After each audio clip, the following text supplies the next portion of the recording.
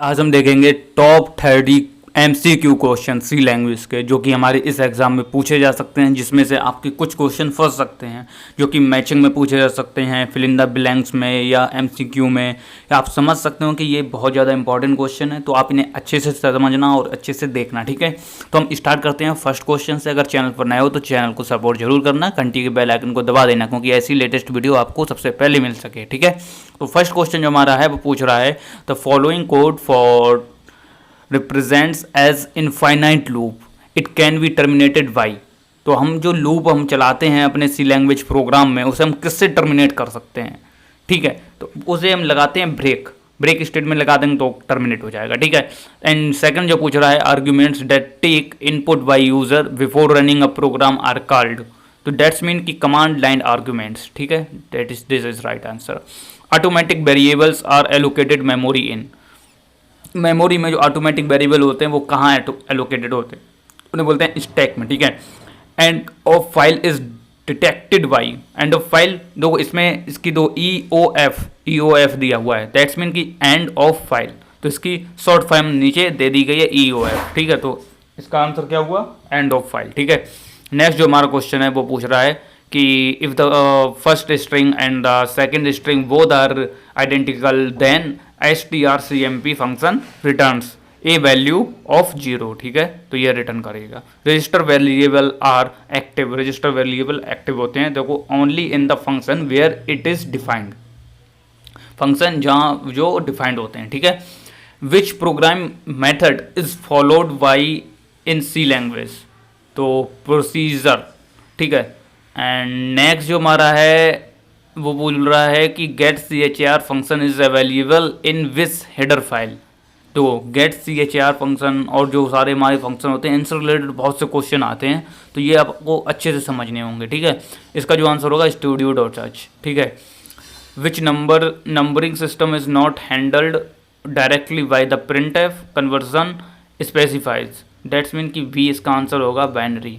Which of the following is an incorrect s value equal to plus equal to 10, ठीक है। 1.11 पूछ रहा है कि a programming construct in which a set of statement in a computer program can be executed repeatedly. तो loop statement के द्वारा हम रिपीटेड कर सकते हैं। तो आपको ये क्वेश्चन को अच्छे से समझना है दोस्तों, क्योंकि ये जो क्वेश्चन है वो बहुत ही हटके पूछे जाते हैं सी लैंग्वेज में। सबसे हार्ड पेपर मांगा जाता है सी लैंग्वेज का O लेवल में अब तक के लिए, ठीक है। अब तो एग्ज़ाम पेपर चेंज हो चुके हैं, पाइथन आ गई है, पाइथन अब थोड़ी डिफ़िकल्ट हो सकती है। तो आपको ये समझना जरूरी है कि सी लैंग्वेज का जो पेपर आता है वो थोड़ा डिफ़िकल्ट आता है, ठीक है। 1.12 में क्या बोल रहा है, in C if you pass an array as an argument to a function, what actually gets passed। तो base address of the array का बेस एड्रेस पास होगा, ठीक है। How many times is a do while loop guaranteed to loop, 1 time, ठीक है। Which of the following is true for variable names in C. तो इसका answer है guys variable names can not start with a digit, ठीक है। Next जो हमसे पूछ रहा है 1.15 what will be the output of the following program in C if you pass an array as an argument to तो base address of array, ठीक है। 1.16 पूछा if the two strings are identical then strcmp function returns 0 value return करेगा। What is the maximum number of dimensions in array in C में have. यहाँ पर इसका जो आंसर होगा वो होगा D। Theoretically no limits, the only practical limits are memory and compilers. दोस्तों ये काफ़ी ज़्यादा डिफ़िकल्ट क्वेश्चन है, ये दोस्तों बहुत बार पूछे गए थे क्वेश्चन, तो इसलिए मैंने यहाँ पर नोट डाउन किए और आपके साथ मैंने शेयर की। तो आप इन्हें एक बार समझ सकते हो, इन पर डिपेंड नहीं होना है आपको अपनी जो तैयारी कर रहे हैं वो करते रहिएगा, पर इन क्वेश्चनों को आप समझना अच्छे से, 1-2 बार वीडियो देखना और अच्छे से समझ में आ जाएंगे, ठीक है। नेक्स्ट पे चलते हैं हम लोग 1.21 which of the following is the keyword used for storage class. Auto keyword हम यूज़ करते हैं स्टोरेज क्लास के लिए। 22 में which pair of functions below are used for single character. तो get CHR and put CHR हम character single character के लिए यूज़ करते हैं।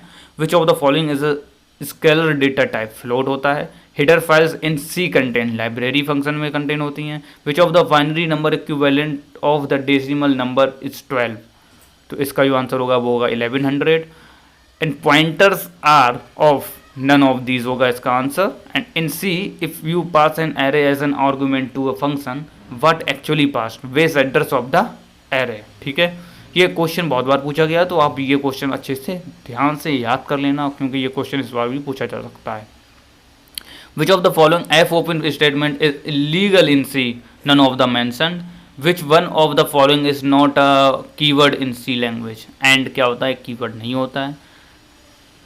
तो ये था गाइस इसका जो 30 है, इसका आंसर देख लीजिए। The operator plus plus is known as increment operator, इसका मैंने डायरेक्टली आंसर लिख दिया है। तो the operator plus plus is, किससे जानते हैं, प्लस प्लस अगर लिखा हो तो उसे हम इंक्रीमेंट ऑपरेटर बोलते हैं। राइट दोस्तों, तो आपको इन चीज़ों को समझना है अच्छे से।